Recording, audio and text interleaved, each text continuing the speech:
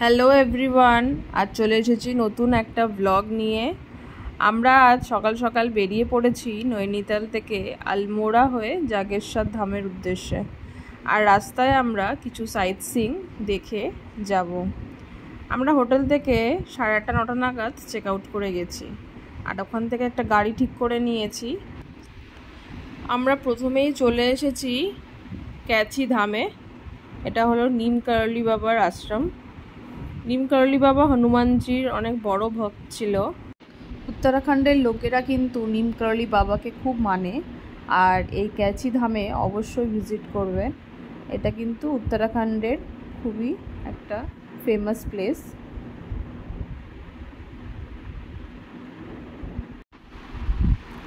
ক্যাচি ধামের ভেতরে বসে আপনি চাইলে হনুমান চালিসা পাঠ করতে পারেন।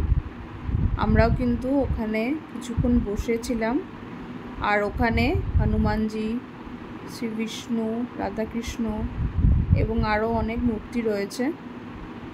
অনেক লোকেরাই কিন্তু দূর দূর থেকে এই ক্যাচি ধামে আসে। ভেতরে ক্যামেরা অ্যালাউড নেই, তাই আর ভিডিওটা করতে পারিনি। আমরা এখন নেক্সট চলে এসেছি ফ্রগ পয়েন্টে। এইখানে একটি পাথর পুরো ফ্রগের মতো শেপ, তাই এই জায়গাটার নাম হলো ফ্রগ পয়েন্ট। এইখানে আসতে গেলে আপনাকে কিছুটা এরকম সিঁড়ি দিয়ে নেমে তারপরে ব্রিজের কাছে যেতে হবে। ব্রিজ থেকে আপনারা সুন্দর ভিউটা পাবেন। আমরা আবার ব্রিজের শেষে গিয়ে নিচেও চলে গেছিলাম। আজ এখন জলটা কম আছে বলে আমরা ওই পাথরটার কাছে যেতে পেরেছি। আপনাদের দেখাবো যে ওখানে পাথরটা কি সুন্দর ব্যাঙের শেপে, তাই এই জায়গাটার নাম কিন্তু ওরা ফ্রগ পয়েন্ট রেখেছে।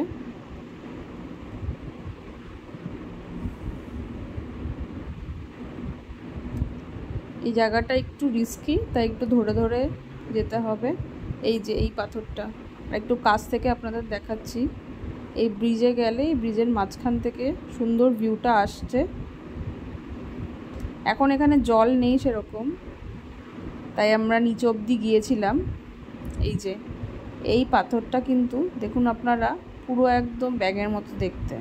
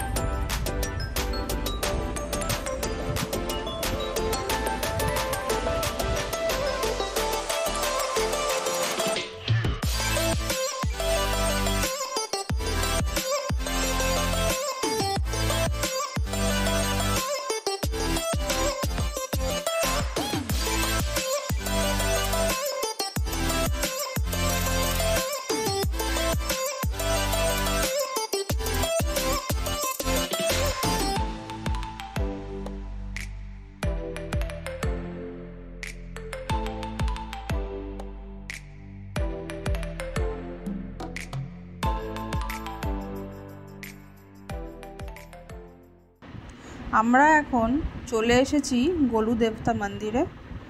গোলু দেবতা মন্দির কিন্তু এখানে খুবই ফেমাস।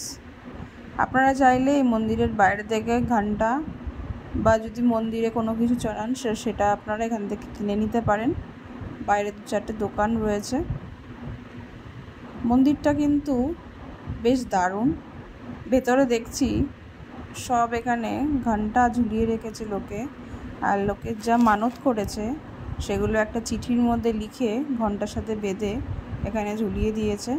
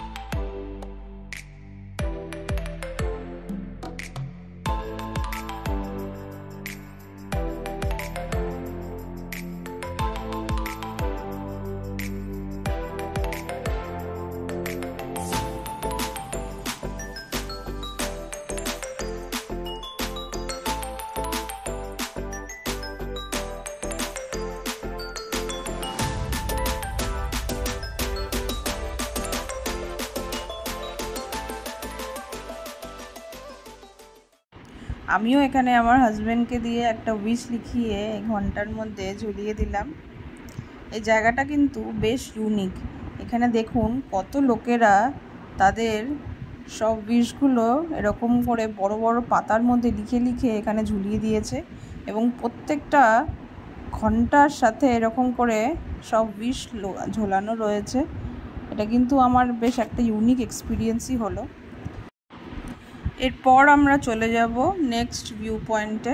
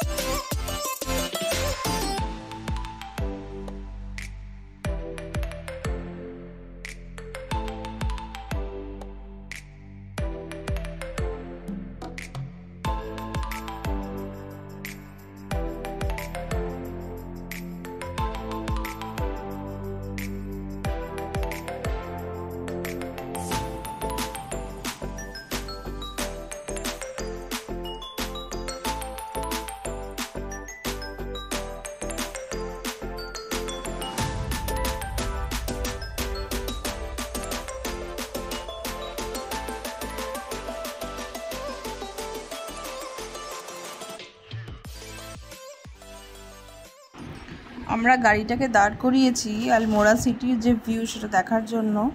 কি সুন্দর দেখুন, পাহাড়ের মাঝখানে সবাই কিভাবে থাকে, দেখে কিন্তু অপূর্ব লাগছে।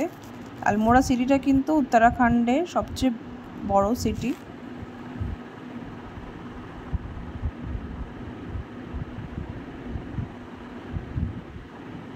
এখানে কিন্তু সবচেয়ে বেশি মানুষেরা বাস করে উত্তরাখণ্ডের।